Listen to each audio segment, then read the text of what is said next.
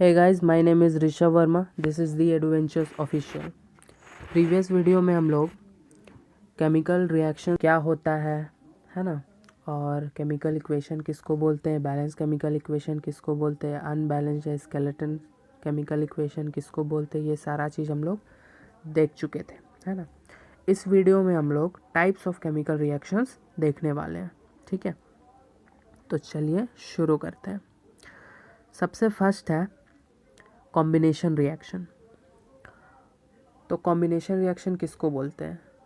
A reaction in which two or more substances, elements या compound combined together. दो या दो से ज़्यादा सब्सटेंसेस या रिएक्टेंट्स अगर बोले तो कंबाइन होंगे together to form a new substance, और मिल के सिर्फ एक नया सब्सटेंस बनाएंगे. ठीक है, जैसे यहाँ पे क्या दिख रहा है, ए और सी दो अलग अलग सब्सटेंस था, दोनों मिल गया और क्या बना लिया, AC बन गया, है ना, मतलब दोनों मिल गए. ठीक है, अगर इसका एग्जांपल्स देखें हम लोग तो देखिए एग्जांपल्स, हाइड्रोजन और क्लोरीन दो मॉलिक्यूल्स है. ठीक है, दोनों एक दूसरे से के साथ रिएक्शन किए और मिलकर हाइड्रोजन क्लोराइड बना लिए या हाइड्रोक्लोरिक एसिड बना लिए, है ना, दिख रहा आप लोगों को. ओके, वैसे ही मैग्नीशियम का क्लोरीन के साथ रिएक्शन हुआ और MgCl2 बन गया, है ना. Fe का रिएक्शन, आयरन का रिएक्शन हुआ सल्फर के साथ, FeS बन गया. ठीक है, MgO का रिएक्शन हुआ वाटर के साथ तो बन गया मैग्नीशियम हाइड्रोक्साइड, है ना. तो ये कुछ कॉम्बिनेशंस रिएक्शंस थे. ठीक है, अच्छा, कॉम्बिनेशन रिएक्शन को सिंथेसिस रिएक्शन भी बोला जाता है, इसको भी याद रखिएगा. ठीक है, अगर NCERT बुक का एग्जाम्पल का बात करें तो उसमें सबसे इम्पोर्टेंट एग्जाम्पल था कौन, ये मैग्नीशियम को जब हम लोग, ठीक है, जब मैग्नीशियम को हम लोग क्या कर रहे हैं, ऑक्सीजन के साथ प्रेजेंस में बर्न कर रहे हैं. ठीक है, जब मैग्नीशियम को ऑक्सीजन के प्रेजेंस में बर्न कर रहे हैं तो क्या बन रहा है, तो बन रहा है magnesium oxide. Okay, magnesium oxide बन रहा है. ठीक है, तो ये भी एक कॉम्बिनेशन रिएक्शन है. अच्छा, इस रिएक्शन में क्या होता है, बहुत सारा हीट और लाइट भी निकलता है. ठीक है, हीट एंड लाइट. ओके, तो एक बात और याद रखिएगा कि जब भी दो कंपाउंड्स या दो एलिमेंट्स कंबाइन हो रहे हैं, ठीक है, जब भी दो एलिमेंट्स या दो कंपाउंड कंबाइन होते हैं तो एनर्जी रिलीज़ होने का चांसेस ज़्यादा होता है. ठीक है, एनर्जी रिलीज़ होने का चांस ज़्यादा होता है. ओके, इसको हम लोग आगे भी देखेंगे. और जब किसी कंपाउंड को हम लोग ब्रेक करते हैं, ठीक है, तो उसमें एनर्जी हम लोग को एक्स्ट्रा लगाना पड़ता है. ठीक है, एनर्जी देना पड़ता है, तब जाके वो ब्रेक होता है. ओके, अब आते हैं नेक्स्ट स्लाइड पे, जो है हम लोग का डीकम्पोजिशन रिएक्शन. डीकम्पोजिशन रिएक्शन किसको बोलते हैं, तो अ reaction in which a substance is broken down into two or more simpler substances. Means इसमें क्या होगा, एक ही सब्सटेंस होगा रिएक्टेंट में, है ना, एक ही कंपाउंड होगा रिएक्टेंट में, वही ब्रेक हो जाएगा to or more simpler substances और प्रोडक्ट्स में. ठीक है, और इसी प्रोसेस को बोलते हैं, इसी रिएक्शन को बोलते हैं डीकम्पोजिशन रिएक्शन. ओके, जैसे अभी हम बताए थे कि यहाँ पे हम लोग को ब्रेक करना पड़ेगा, है ना, कंपाउंड को, तो एनर्जी इसमें हम लोग को लगाना पड़ता है. तो उसी बेसिस पे इसका टाइप्स को डिसाइड किया गया है, डीकम्पोजिशन रिएक्शंस का टाइप्स को. तो क्या क्या टाइप्स है, थर्मल डीकम्पोजिशन रिएक्शन, ये देखिए थर्मल डीकम्पोजिशन रिएक्शन है ना, और इलेक्ट्रोलाइटिक डीकम्पोजिशन रिएक्शन, और फोटो डीकम्पोजिशन रिएक्शन. ठीक है, अब तीनों का एग्जांपल्स हम लोग अभी देखेंगे. ठीक है, थर्मल मीन्स क्या, वैसा डीकम्पोजिशन रिएक्शन जिसमें हम लोग हीट देके उसको ब्रेक करेंगे. इलेक्ट्रोलाइटिक मीन्स क्या, वैसा डिकम्पोजिशन रिएक्शन जिसमें हम लोग इलेक्ट्रिसिटी देंगे तब वो कंपाउंड ब्रेक होगा। और फोटो डिकम्पोजिशन में क्या, इसमें हम लोग लाइट के थ्रू डिकम्पोजिशन रिएक्शन करते हैं। ठीक है, एग्जांपल्स अगर देखें हम लोग तो ये देखिए एग्जांपल्स। सबसे पहले है CaCO3, ठीक है, लाइमस्टोन। तो जब लाइमस्टोन को हम लोग क्या करते हैं, हीट देते हैं। CaCO3 है, ये रहा CaCO3, इसमें हम लोग हीट दिए। ठीक है, ये हीट दिए हम लोग। तो जब हीट दिए हम लोग तो क्या होगा, ये ब्रेक हो जाएगा किसमें किसमें, CaO और CO2 में। ठीक है, अब ये CaO क्या है, क्विकलाइम बोलते हैं इसको, क्या बोलते हैं, क्विकलाइम। और CO2 कार्बन डाइऑक्साइड। ठीक है, ओके। तो ये कार्बन डाइऑक्साइड, तो ये कैसे ब्रेक हुआ, हीट देने से ब्रेक हुआ है, इसलिए ये है कैसा decomposition reaction, thermal decomposition reaction. वैसे ही अगर हम लोग दूसरा रिएक्शन देखें तो क्या है, Al2CO3 है ना, Al2CO3।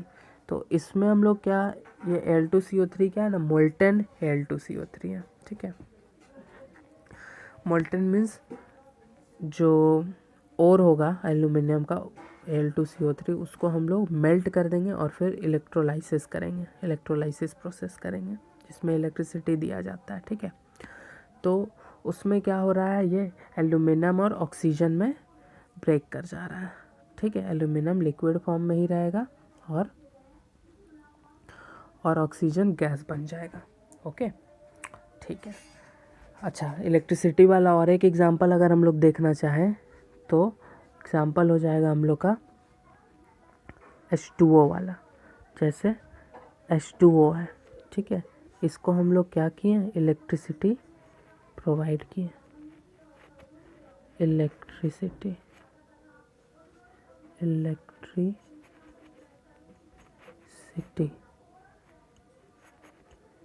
ये रहा, इलेक्ट्रिसिटी दे रहे हैं हम लोग। ठीक है, तो होगा क्या, जब हम लोग इलेक्ट्रिसिटी देंगे तो ये हाइड्रोजन गैस, ठीक है, प्लस ऑक्सीजन गैस में ब्रेक कर जाएगा। ओके, हाइड्रोजन गैस और ऑक्सीजन गैस में ब्रेक कर जाएगा। तो ये भी कैसे हुआ, इलेक्ट्रिसिटी देने से हुआ है ना, तो इसलिए ये भी आता है इलेक्ट्रोलाइटिक डिकम्पोजिशन में। और अगर नीचे नेक्स्ट वाला देखें तो इसमें क्या है, AgCl है। तो AgCl में जब हम लोग क्या करते हैं ना, लाइट देते हैं, ठीक है, AgCl को धूप में रख देते हैं, ठीक है, सनलाइट में, तो क्या होता है, ये ब्रेक कर जाता है Ag और Cl2 में। Ag सिल्वर है ना, तो सिल्वर और क्लोरीन में ब्रेक हो जाता है, क्लोरीन गैस बन जाता है। ठीक है, तो ये हो गया हम लोग का फोटो डिकम्पोजिशन रिएक्शन। अब बढ़ते हैं हम लोग आगे, ये वही सब है। अब आते हैं हम लोग डिस्प्लेसमेंट रिएक्शन। डिस्प्लेसमेंट रिएक्शन किसको बोलते हैं, तो अ reaction in which one part of a molecule is replaced by another is called a displacement reaction. अगर अच्छा से देखें तो मोर रिएक्टिव मेटल या more reactive element displaces less reactive metal from its aqueous solution या फिर from its salt solution. Okay, तो ये होता है डिस्प्लेसमेंट रिएक्शन। अगर हम लोग एग्जांपल देखें इसमें तो क्या हो जाएगा, जैसे एग्जांपल है जिंक प्लस HCl। तो जब जिंक क्या कर रहा है ना, जिंक बहुत ज़्यादा पावरफुल है, ठीक है, हाइड्रोजन से ज़्यादा पावरफुल है।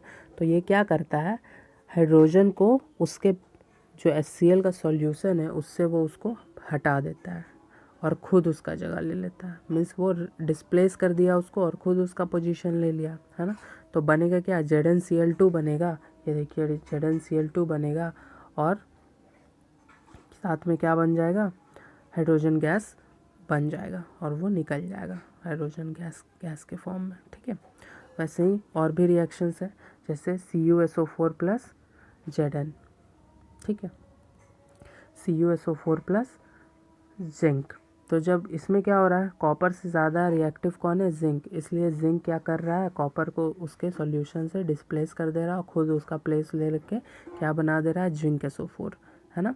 और साथ में कॉपर अलग हो गया, ये देखिए कॉपर अलग हो गया। ठीक है, अगर हम लोग एक रिएक्शन ले, ठीक है, जैसे लेते हैं हम लोग, मान लीजिए कि FeSO4 है, ठीक है, प्लस FeSO4 प्लस कॉपर, ठीक है।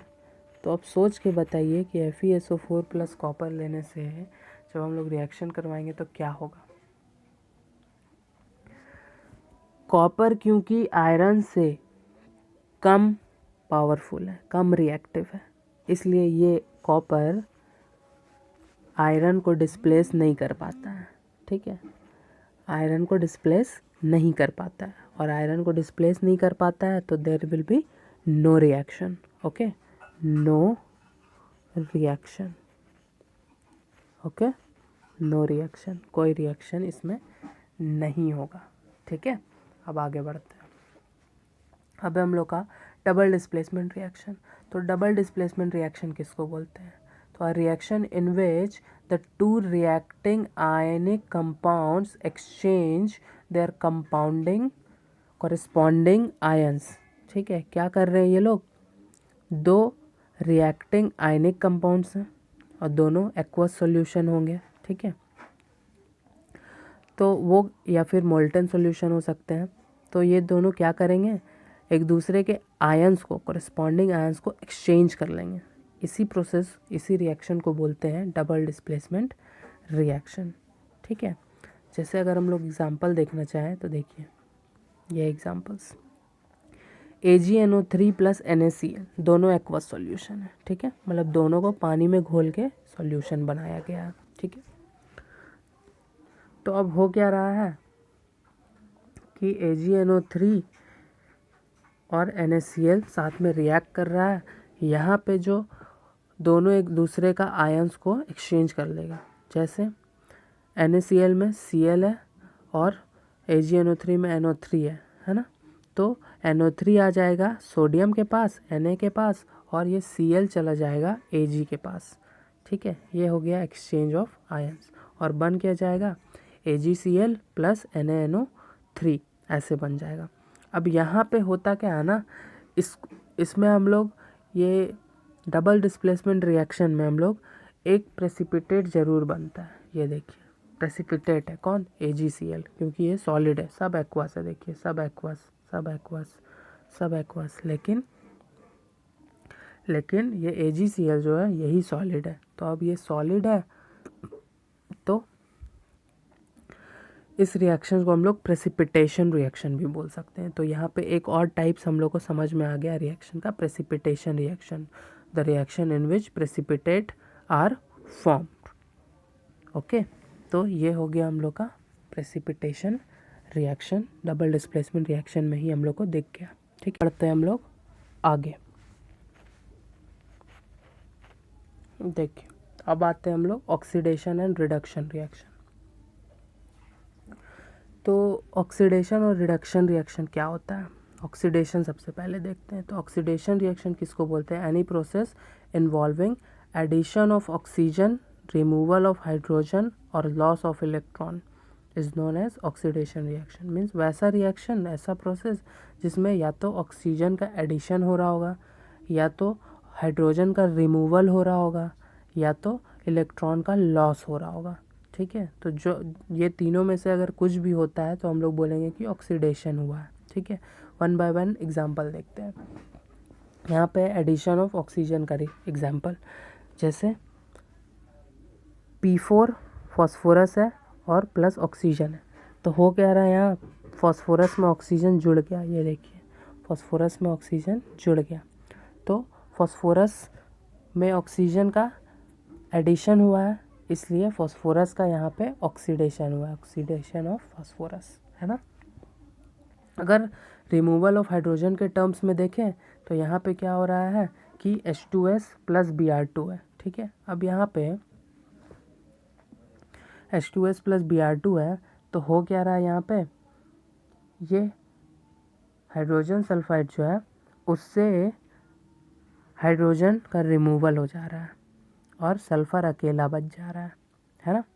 तो क्योंकि सल्फ़र से क्या हुआ है, हाइड्रोजन का रिमूवल हुआ है, इसीलिए सल्फर का यहाँ पे क्या हुआ या H2S का यहाँ पे क्या हुआ, ऑक्सीडेशन हुआ। क्यों? क्योंकि उससे हाइड्रोजन का रिमूवल हुआ। ठीक है, ओके। अब इलेक्ट्रॉन्स के टर्म में देखें अगर, तो यहाँ एल्यूमिनियम था, एल्यूमिनियम से इलेक्ट्रॉन का लॉस हुआ, 3 इलेक्ट्रॉन लूज हो गए और बना क्या, एल्यूमिनियम आयन बन गया। ठीक है, तो यहाँ पे एल्यूमिनियम का क्या हो गया, ऑक्सीडेशन होगा। क्यों? क्योंकि इससे लॉस ऑफ इलेक्ट्रॉन हुआ है। ओके, अब आते हैं हम लोग आगे नेक्स्ट स्लाइड में। यहाँ पे ऑक्सीडाइजिंग एजेंट है। ऑक्सीडाइजिंग एजेंट किसको बोलते हैं? तो the substance which brings about oxidation of other substances is called an oxidising agent. Means वैसा सब्सटेंस जो दूसरे को ऑक्सीडाइज करेगा। ठीक है, जो दूसरा कोई को ऑक्सीडाइज करेगा, मीन्स इसके पास बहुत सारा ऑक्सीजन होगा और ये दूसरे को बांटते चलेगा। ठीक है, तो अगर दूसरा कोई ये बांट रहा है ना, तो दूसरा कोई को ऑक्सीजन मिल जाएगा, एडिशन ऑफ ऑक्सीजन होगा दूसरे कोई के लिए, तो उसका क्या हो जाएगा, ऑक्सीडेशन। लेकिन इसका खुद का क्या होगा, रिडक्शन होगा, क्योंकि इससे ऑक्सीजन का लॉस होगा। ठीक है, लॉस ऑफ ऑक्सीजन होगा, इसलिए इसका खुद का रिडक्शन होगा, जो अभी आगे हम लोग रिडक्शन रिएक्शन में देखते हैं। ठीक है, जैसे KMnO4 एक टाइप का क्या है, ऑक्सीडाइजिंग एजेंट है। ठीक है, पोटेशियम पर मैग्नेट। ठीक है, अब आते हैं रिडक्शन रिएक्शन में। Any process involving removal of oxygen. ठीक है, वैसा प्रोसेस जिसमें ऑक्सीजन का रिमूवल हो रहा होगा, या एडिशन ऑफ हाइड्रोजन हो रहा होगा, या गेन ऑफ इलेक्ट्रॉन हो रहा होगा। ठीक है, तो हम लोग बोलेंगे उस प्रोसेस को, उस रिएक्शन को रिडक्शन रिएक्शन। अगर एग्जांपल में देखें तो रिमूवल ऑफ ऑक्सीजन के टर्म में देखते हैं, तो यहाँ पे क्या है, Fe2O3 प्लस कार्बन मोनोऑक्साइड है। ठीक है, इन लोग को मिला के हम लोग हीट किए, तो हो क्या रहा है कि आयरन से ऑक्सीजन का लॉस हो जा रहा है और आयरन अकेले बच जा रहा है। यहाँ पे देखिए आयरन अकेले बच गया है ना, कि इसके पास पहले ऑक्सीजन था लेकिन अभी नहीं है, तो ऑक्सीजन का इसका लॉस हुआ है। तो यहाँ पे Fe2O3 का क्या हुआ, रिडक्शन हुआ, क्योंकि ऑक्सीजन का लॉस हुआ है इससे। ठीक है, अब अगर हम लोग एडिशन ऑफ हाइड्रोजन के टर्म में देखें तो क्या हो जाएगा, H2S प्लस Cl2 है ना। तो यहाँ पे क्लोरीन के में हाइड्रोजन का एडिशन हुआ है, देखिए सल्फर से निकल के क्लोरीन के पास चला गया हाइड्रोजन, तो हाइड्रोजन का क्लोरीन में क्या हुआ, एडिशन हुआ, और एडिशन ऑफ हाइड्रोजन को हम लोग रिडक्शन बोलते हैं। ये देखिए है ना, तो यहाँ पे एडिशन ऑफ हाइड्रोजन हुआ, इसलिए क्लोरीन का यहाँ पे क्या हो गया, रिडक्शन हो गया। ओके, अगर इलेक्ट्रॉन्स के टर्म में देखें तो क्या होगा, यहाँ पे कॉपर आयन था, 2 इलेक्ट्रॉन गेन किया कॉपर आयन और कॉपर मेटल बन गया। ठीक है, तो यहाँ पे गेन ऑफ इलेक्ट्रॉन हुआ है ना, कॉपर 2 प्लस क्या किया, गेन किया, तो इसलिए कॉपर 2 प्लस का क्या हो रहा है, यहाँ पे रिडक्शन हो रहा है। ओके, चलिए आगे बढ़ते हैं। नेक्स्ट है रेड्यूसिंग एजेंट। तो रेड्यूसिंग एजेंट किसको बोल रहे हैं, the substance which brings about reduction of other substances is called reducing agent. Means जो दूसरे कोई का क्या करेगा, दूसरा सब्सटेंस का रिडक्शन करेगा, है ना। अब दूसरा सब्सटेंस का रिडक्शन कब होगा, जब ये खुद ऑक्सीडाइज होगा, है ना। मीन्स खुद दूसरा से ऑक्सीजन को छीनते चलेगा, है ना। उसको ऑक्सीजन चाहिए दूसरा कोई से, तो खुद ऑक्सीजन लेगा तो खुद का हो जाएगा ऑक्सीडेशन, लेकिन दूसरा से छीना है तो उसका हो जाएगा रिडक्शन। ओके, चलिए एग्जाम्पल है यहाँ पे हाइड्रोजन, सल्फर डाइऑक्साइड, ये सब क्या है, रेड्यूसिंग एजेंट है। ओके, अब आते हैं हम लोग आगे। What is redox reaction. तो रेडॉक्स रिएक्शन किसको बोलते हैं, redox reactions are chemical reactions involving oxidation and reduction occurring simultaneously. तो वैसा रिएक्शन जिसमें क्या होगा, ऑक्सीडेशन और रिडक्शन दोनों साथ में होगा, और ऐसा ही होता ही है। ठीक है, अगर एक सब्सटेंस का ऑक्सीडेशन हो रहा है तो अपने आप दूसरा सब्सटेंस का रिडक्शन होने लगता है ना। तो इन रिएक्शंस को बोला जाता है रेडॉक्स रिएक्शन, जब ऑक्सीडेशन और रिडक्शन साथ में होता है। ओके, अगर हम लोग देखें तो इसमें क्या क्या चेंजिंग आएगा, क्या क्या होगा रेडॉक्स रिएक्शन में, या तो लॉस और गेन ऑफ ऑक्सीजन हो सकता है, वैसे ही लॉस और गेन ऑफ हाइड्रोजन हो सकता है, और ट्रांसफ़र ऑफ इलेक्ट्रॉन्स हो सकता है, ठीक है। और चौथा एक टर्म होता है चेंजेस इन ऑक्सीडेशन नंबर, जो अभी आप लोगों को नहीं पढ़ना है, ठीक है। अब आते हैं हम लोग आगे। यहाँ पे एक एग्जांपल दिया हुआ है, अगर हम लोग ध्यान दें तो कॉपर ऑक्साइड है, जो बाद में कॉपर अकेले हो गया, मतलब कॉपर ऑक्साइड से ऑक्सीजन का लॉस हुआ है ना। तो लॉस ऑफ ऑक्सीजन को हम लोग क्या बोलते हैं, रिडक्शन बोलते हैं। तो लॉस ऑफ ऑक्सीजन से रिडक्शन हुआ, किसका, CuO का रिडक्शन हुआ, है ना। और अगर हम लोग कार्बन का बात करें तो कार्बन को ऑक्सीजन मिला, ये देखिए कार्बन को ऑक्सीजन मिला और CO2 बन गया वो। तो अगर कार्बन को ऑक्सीजन मिला और वो CO2 बन गया तो इसका मीनिंग क्या है कि इसमें एडिशन ऑफ ऑक्सीजन हुआ है। तो अब एडिशन ऑफ ऑक्सीजन हुआ है तो क्या हो रहा है, ऑक्सीडेशन हो रहा है कार्बन का, है ना। देखिए कार्बन ऑक्सीडाइज्ड हुआ है, CuO रेड्यूस हुआ है, ठीक है, ऐसे। और अगर हम लोग ऑक्सीडाइजिंग एजेंट और रेड्यूसिंग एजेंट का बात करें तो यहाँ पे किसके कारण ऑक्सीडेशन हुआ है, हाँ, CuO के कारण, है ना। यही ऑक्सीजन कार्बन को दिया तो ये ऑक्सीडाइजिंग एजेंट हो गया, ठीक है। और रिडक्शन किसके कारण हुआ है, कार्बन के कारण, क्योंकि ये दूसरा से छीना है ऑक्सीजन, है ना, इससे, तो इसलिए ये हो गया रिड्यूसिंग एजेंट। ओके, चलिए नेक्स्ट स्लाइड पे चलते हैं। अब यहाँ पे हाइड्रोजन के टर्म्स में बता रहा है, ठीक है। हाइड्रोजन के टर्म्स में क्या होता है, अगर हम लोग देखें तो देखिए H2S है प्लस Cl2, ये हम लोग रिएक्शन अभी तुरंत देखे थे। तो यहाँ पे क्या हो रहा है ना, H2S से क्या बन गया, सल्फर बन गया, है ना। मीन्स इससे हाइड्रोजन का लॉस हुआ, और हाइड्रोजन का लॉस मतलब क्या, oxidation, loss of hydrogen oxidation बोलते हैं, है ना। और यहाँ पे क्लोरीन को हाइड्रोजन मिला, तो क्लोरीन को अगर हाइड्रोजन मिला तो इसका मीनिंग क्या है कि इसमें एडिशन ऑफ हाइड्रोजन हुआ है, गेन किया हाइड्रोजन को, तो इसका मतलब इसका क्लोरीन का रिडक्शन हो गया, ठीक है।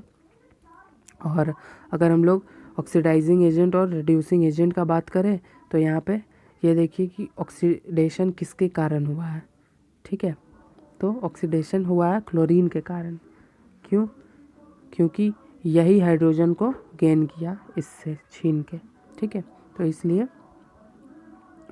क्लोरीन के कारण ऑक्सीडेशन हुआ है, तो ये ऑक्सीडाइजिंग एजेंट हो गया। और रिडक्शन किसके कारण हुआ है, H2S के कारण, इसलिए ये हो गया हम लोग का रिड्यूसिंग एजेंट, ठीक है। अब आगे बढ़ते हैं। अब हम लोग का next chemical reaction exothermic reaction. Exothermic reaction किसको बोलते हैं, तो exothermic reaction is a chemical reaction that release energy in the form of light और हीट। वैसा रिएक्शन जिसमें क्या होगा, एनर्जी रिलीज होगा लाइट या हीट के फॉर्म में, ठीक है। तो हम लोग बोलेंगे क्या कि एक्सोथर्मिक रिएक्शन हुआ है। जैसे मान लीजिए हम लोग पेपर को जलाते हैं तो क्या हो रहा है, पेपर से बहुत सारा हीट और लाइट निकल रहा है ना, लकड़ी जला रहे हैं तो बहुत सारा हीट और लाइट निकल रहा है, तो ये एक्सोथर्मिक रिएक्शन हुआ, ठीक है। भले हम लोग को स्टार्टिंग में थोड़ा सा उसको इग्नाइट करने के लिए देना पड़ता है एनर्जी, ठीक है, लेकिन हम लोग को ये कंपेयर करना है कि ज़्यादा कौन सा लगा, है ना, ज़्यादा एनर्जी रिलीज़ हुआ या ज़्यादा देना पड़ा। तो ऑफकोर्स ज़्यादा रिलीज़ होता है ये सब रिएक्शंस में, इसीलिए इसका नाम है एक्सोथर्मिक रिएक्शन, ठीक है। और ये एंडोथर्मिक रिएक्शन का अपोजिट होता है, आगे एंडोथर्मिक रिएक्शंस भी हम लोग देखेंगे, ठीक है। देखिए एग्जाम्पल है यहाँ एक्सोथर्मिक रिएक्शन का कि जिंक और HCl का रिएक्शन हो रहा है, तो यहाँ पे क्या हो रहा है, हाइड्रोजन गैस निकलता है और जिंक Cl2 ZnCl2 बन जाता है, ठीक है, जिंक क्लोराइड। तो और इस रिएक्शन में क्या होता है ना, हीट भी निकलता है बहुत सारा, ठीक है।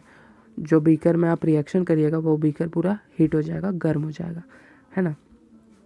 तो ये हो गया एक्सोथर्मिक रिएक्शन। वैसे ही जो हम लोग स्टार्टिंग में देखे थे कॉम्बिनेशन रिएक्शन कि मैग्नीशियम को जलाए थे ऑक्सीजन के प्रेजेंस में, तो क्या हो जा रहा है, मैग्नीशियम ऑक्साइड बन जा रहा है और प्लस एनर्जी निकल रहा है ना, वाइट डैजलिंग फ्लेम के साथ ये मैग्नीशियम रिबन जलता है, ठीक है। तो ये भी एक एक्सोथर्मिक रिएक्शन हुआ, ओके। चलिए अब चलते हैं हम लोग नेक्स्ट स्लाइड पे, ओके। नेक्स्ट है हम लोग का what happens when an exothermic reaction occurs, है ना। तो स्टेप 1 में क्या हो रहा है, energy must be supplied to break chemical bonds. सबसे पहले हम लोग को केमिकल बॉन्ड ब्रेक करने के लिए कुछ एनर्जी देना पड़ता है, ठीक है। उसके बाद energy is release when new chemical compound bonds are formed. उसके बाद फिर जब नया बॉन्ड बनता है तो बहुत सारा एनर्जी निकलता है, ठीक है। तो यहाँ पे हम लोग को कंपेयर करना है कि ये बड़ा है या ये बड़ा है ना, क्योंकि एक्सोथर्मिक रिएक्शन में ज़्यादा एनर्जी निकलता ही है, इसीलिए ये हम लोग इसको बोलते हैं एक्सोथर्मिक रिएक्शन। ओके, ये बहुत कम होता है, ठीक है, इसके कंपैरिजन में, ठीक है। अब नेक्स्ट हम लोग बढ़ते हैं आगे।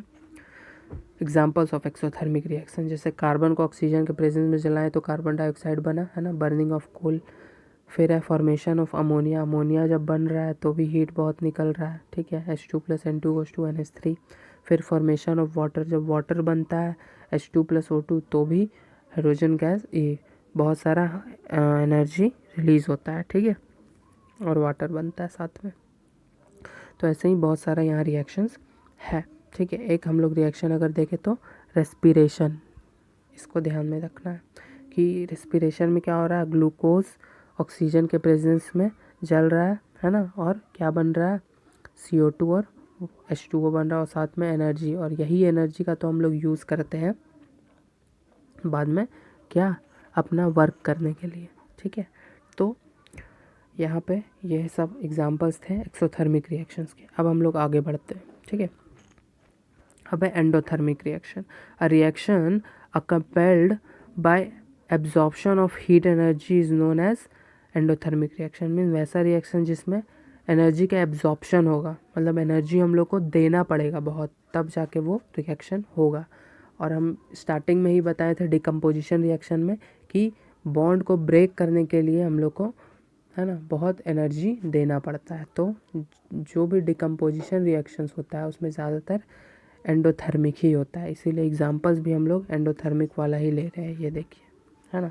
इससे पहले देख लेते हैं मेल्टिंग ऑफ आइस क्यूब। सो जब आइस क्यूब मेल्ट कर रहा है तो हो क्या रहा है, ये सराउंडिंग से हीट एब्जॉर्व कर रहा है ना, तभी तो वो ये मेल्ट हो रहा है। अगर हीट एब्जॉर्व नहीं करेगा तो ये मेल्ट नहीं होगा, ठीक है। तो हीट एब्जॉर्व किया तब वो मेल्ट हुआ, इसलिए ये एक टाइप का एंडोथर्मिक रिएक्शन है, मेल्टिंग ऑफ आइस क्यूब्स। अब यहाँ पे देखें अगर हम लोग, तो ये हम लोग पहले भी देख चुके हैं कि CaCO3 है, इसको हम लोग हीट करेंगे तब जाके क्या होगा, CaO और CO2 बनेगा। तो हीट देना पड़ा तो ये एंडोथर्मिक रिएक्शन हो गया। वैसे ही यहाँ पे इलेक्ट्रिसिटी देना पड़ रहा है तो एंडोथर्मिक रिएक्शन, यहाँ पे लाइट देना पड़ रहा है तो एंडोथर्मिक रिएक्शन, ठीक है। अब आगे बढ़ते हैं। नेक्स्ट है न्यूट्रलाइजेशन रिएक्शन। न्यूट्रलाइजेशन रिएक्शन में क्या होता है, the reaction between an acid and a base to produce salt and water is known as neutralisation reaction. मतलब वैसा रिएक्शन जिसमें एसिड और बेस एक दूसरे के साथ रिएक्शन करेंगे और क्या बनाएंगे, सॉल्ट एंड वाटर बनाएंगे, ठीक है। जैसे ये एसिड है, ये बेस है, ठीक है, दोनों एक दूसरे के साथ रिएक्शन किए और क्या बनाए, NaCl + वाटर बनाए, ठीक है। तो इसमें क्या हो रहा है कि एसिड और बेस में रिएक्शन हो रहा है और सॉल्ट और वाटर बन रहा है, इसी प्रोसेस को बोलते हैं न्यूट्रलाइजेशन रिएक्शन। होता क्या है ना कि ये जो एसिड और बेस एकदम अपोजिट कैरेक्टर्स का होता है, तो ये एक दूसरे को क्या करता है, एक दूसरे का इफेक्ट को कैंसिल कर देता है और सॉल्ट और वाटर बनाता है, इसीलिए इसका नाम न्यूट्रलाइजेशन है, न्यूट्रल कर दे रहे हैं एक दूसरे का इफेक्ट को, ठीक है। अब बढ़ते हैं आगे। नेक्स्ट है हम लोग का न्यूट्रलाइजेशन रिएक्शन का, यहाँ कुछ एग्जाम्पल्स दिया हुआ है, जैसे HCl NaOH से करवा रहे हैं तो क्या बन रहा है, NaCl बन जा रहा है और साथ में H2O बन जा रहा है। ये देखिए यहाँ H और यहाँ OH, ठीक है, तो मिल के क्या बन गया, H2O, ठीक है। तो ये H2O बन गया। वैसे ही ये HNO3 + CaOH2 कैल्शियम हाइड्रोक्साइड, ठीक है, और ये है नाइट्रिक एसिड। तो नाइट्रिक एसिड जब कैल्शियम हाइड्रोक्साइड के साथ रिएक्शन कर रहा है तो क्या बन रहा है, CaNO3 ठीक है, कैल्शियम नाइट्रेट बन जा रहा है और साथ में वाटर बन रहा है, ठीक है। वैसे ही H2SO4 KOH के साथ कर रहा है तो K2SO4 + H2O बन रहा है ना, ये सॉल्ट है हम लोग का, ठीक। यहाँ पे कुछ प्रैक्टिस करने के लिए भी आप लोग भी करिएगा। आगे बढ़ते हैं अभी हम लोग। ओके, तो आगे स्लाइड्स हम लोग का फिनिश हो चुका है, ठीक है। सारा हम लोग टाइप्स ऑफ केमिकल रिएक्शंस देख चुके हैं, ठीक है। अगर आपको वीडियो पसंद आया होगा तो ज़रूर से ज़रूर लाइक और सब्सक्राइब करिएगा, ठीक है। और आगे जो हम वीडियो लाने वाले हैं उसके लिए भी स्टे ट्यून करिएगा। अभी के लिए थैंक यू फॉर वॉचिंग।